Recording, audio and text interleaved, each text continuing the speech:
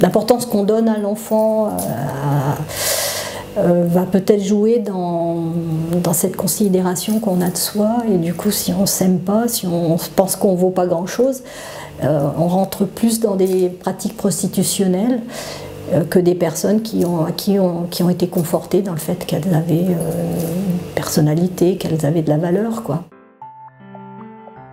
On peut les repérer par rapport à la problématique de la précarité déjà. Si par exemple elle ne peut pas payer sa contraception, ou voilà, on se demande comment vous vous débrouillez. Et si elle dit on se débrouille, on creuse la question. Il y a aussi un public plus à risque, c'est les publics qui sont plus isolés, qui n'ont pas forcément de famille, et toutes les personnes qui sont en reprise d'études, c'est-à-dire au-delà de 25 ans, qui n'ont pas droit aux bourses. Après, le mal-être. Des personnes qui viennent avec un mal-être, parce qu'on a des psychologues, donc souvent dans l'entretien de relations d'aide, quand on voit les gens qui vont mal, qui se déscolarisent, qui ont un décrochage scolaire, qui dorment mal. Il peut y avoir une prise en charge avec les psychologues du centre.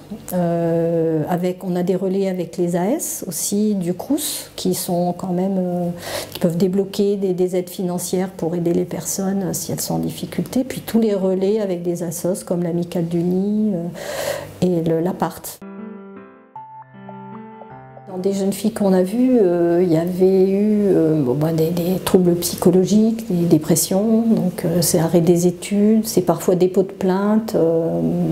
Même si elles ont reçu de l'argent, il y a toujours un rapport de force, un rapport de domination entre la personne qui est souvent bien plus âgée et la jeune fille.